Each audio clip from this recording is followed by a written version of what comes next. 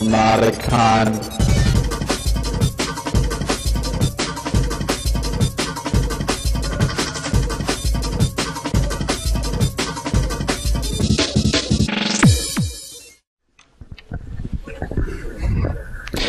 All right, it's just after 1 o'clock.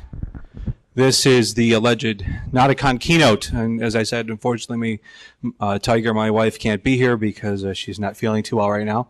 So hopefully she'll be back with us later.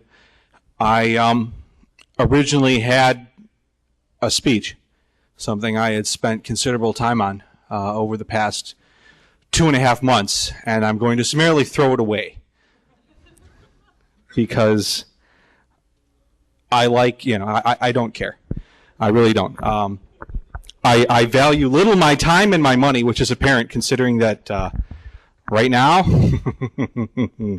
oh boy, I'm in trouble. Thank you all for coming, first of all. I really appreciate all of your attendance. It's apparent from the faces I've seen and the friends I have here that this is the hardcore group. This is the group that really knows what DEF CON's, or part. Well, I'm sure you know what DEF CON's about, don't you? But you know what Notacon's about.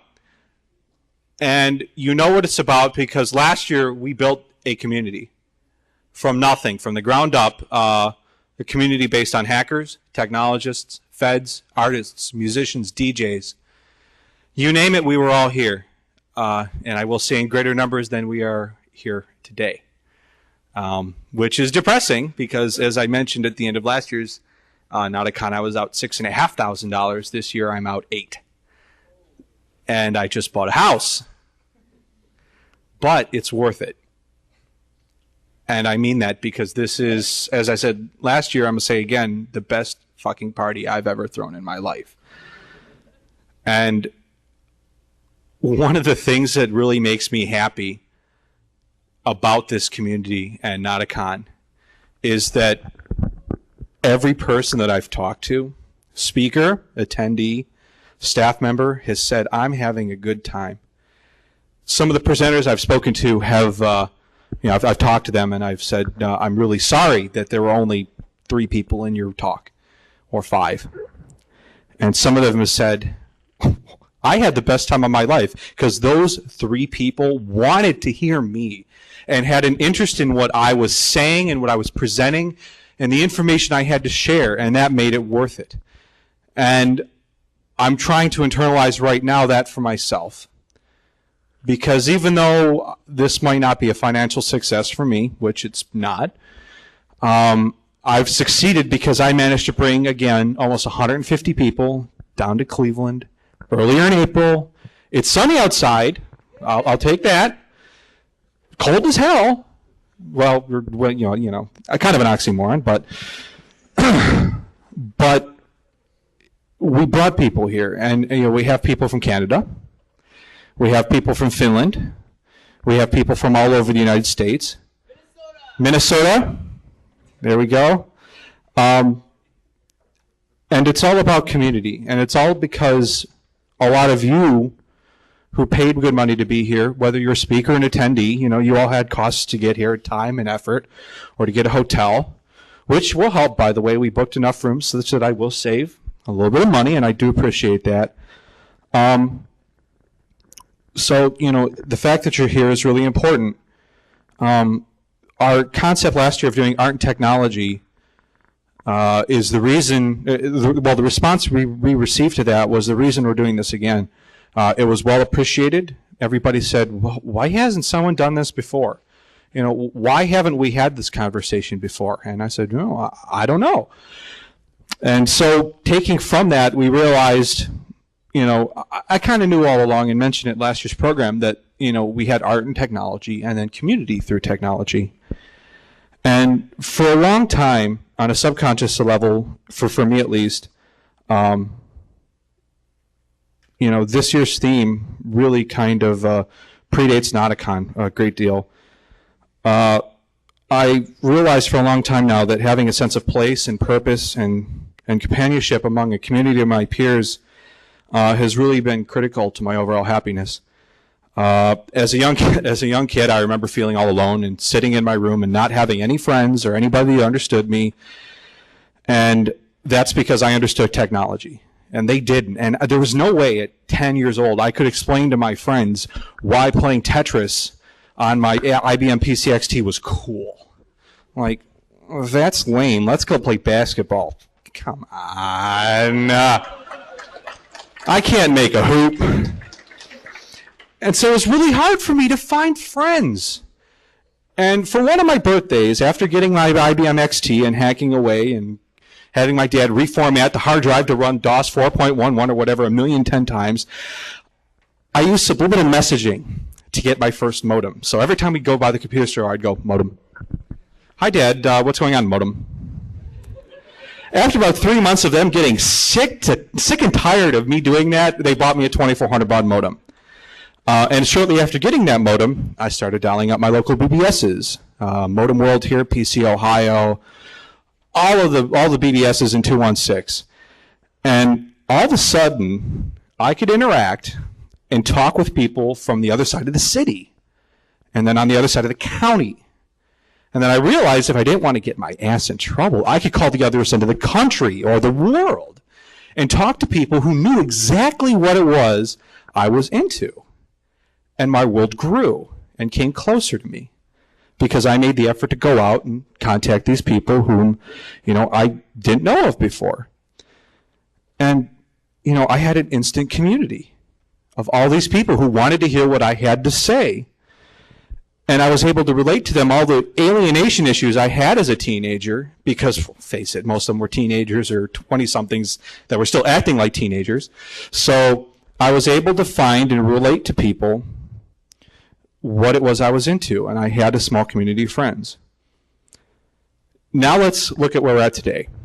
Obviously, we have a network of global communication systems that blanket the earth, and it's just insane, that I can talk to any corner of the globe. I can hop on IRC and talk to my Notacon organizers or some of my fans, hop on IRC2600.net, join Pound Ohio 2600, or if I'm insane, Pound 2600 itself, which has like 150 frickin' people or something crazy. Yeah, represent, check it. And do that.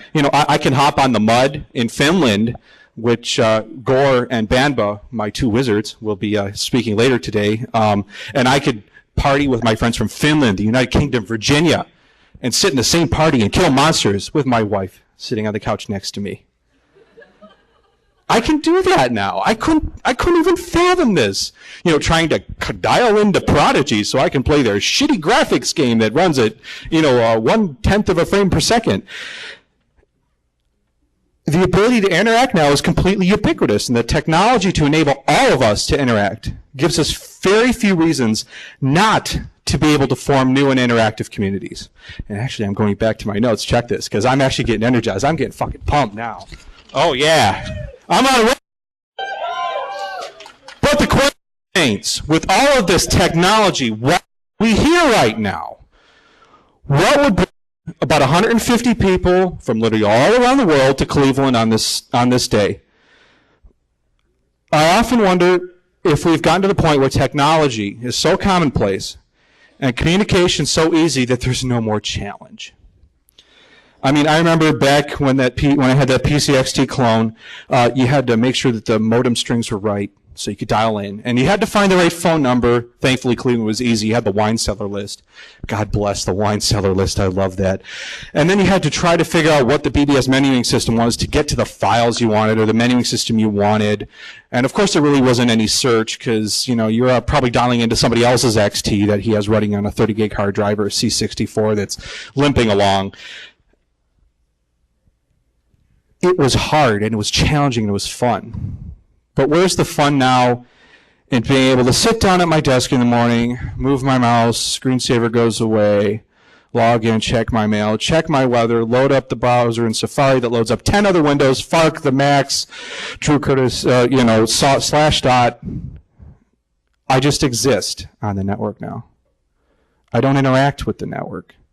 I sit and chat with my friends, and nowadays on IRC, sometimes I'll just sit there and let it wash over me, like the Matrix. There's no challenge. Hence, without challenge, there's no intrigue. And without intrigue, we get bored and we won't actually communicate. So I ask again, what brings us together this weekend? With so many other methods of communication at our immediate disposal, what is important about notacon, not notacon, and the pantheon of other events such as, DEF CON, Hope, Freaknik, ShmooCon, all that. Props to the folks who helped run ShmooCon if they're here. Thank you for shout-outs for notacon. I appreciated that. But anyway, why notacon is the obvious question, and it has an obvious answer that we all know, but we really don't want to admit it because it's kind of warm and fuzzy. It's because we like to be around each other. It's because we need that face-to-face communication. We need that implicit information. If I tell you something stupid, I want to see the look of Whiskey Tango Foxtrot, Froggy. Or if I say something funny, I want to hear you laugh. I want to hear you laugh. I don't want to see a colon smiley on the screen. And believe me, I've been there. I mean, I met my wife on Freenet back in 1995 when somebody hacked into my account and started talking to her as me. That really sucked. But if it wasn't for that, I wouldn't have met her. And we kept an online long-distance relationship from 1996 through 1999. And that was hard because we didn't have that implicit communication. She was 18, 19 years old. I was 20, 21, broke as hell in college. Still broke as hell, but, that's all good. And on a personal level, I wanted to be with her. I wanted to spend time with her and see her laugh at my dumbass jokes and hear her, try to learn technology with me because I had such a head start and she's picking it up as fast as she can, and now she's the one that got accepted to grad school and I'm the one that's still a technical manager. Yeah, go her. She kicks ass. So, there's all these things that you don't get online. How often can you buy a beer for your friend over IM? Well, maybe there's a market for me to actually make money to do that.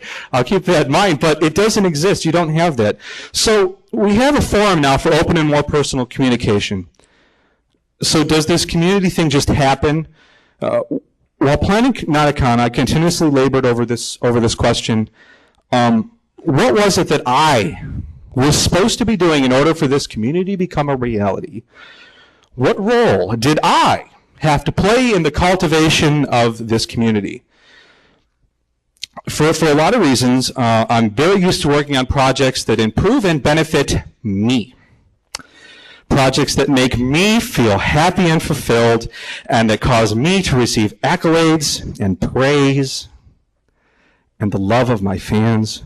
I like being the one with the good ideas, the one that's the benevolent dictator that makes sure things run smoothly and that everybody's happy. I'm a team builder. And I do this if only because I want to make sure I have some part in seeing that things happen to the way I want them to. I have an ego, and I'm very willing to admit that. However, a lot of the time, that ego gets in the way of this whole thing we call community. As an example, when I first heard about Jason Scott and Radman's idea to do notacon radio, my thoughts involved to the not invented here syndrome. I was pissed because I had conjured up a similar idea a long time before. Similar idea, same name. And I had dabbled in making it a reality. And I thought, how dare someone else think of a project on that size and scale without at least asking me first if it was a good idea? What business is that? How are they even going to do it without me? And then I stopped. And I stepped back. And I realized that I remembered and took to heart in a profound way the idea and the reality that notacon was not about me at all. Not one bit. And it never has been. And I was being a fucking idiot. And I was being selfish. Because that train of thought, counter to the concept of community that I and everybody else working this event have worked long and hard to culture and nurture, it was counterproductive to the entire founding principles upon which notacon was based. Back in 2003, when I had met Zam and Chaos Punk, who is probably getting married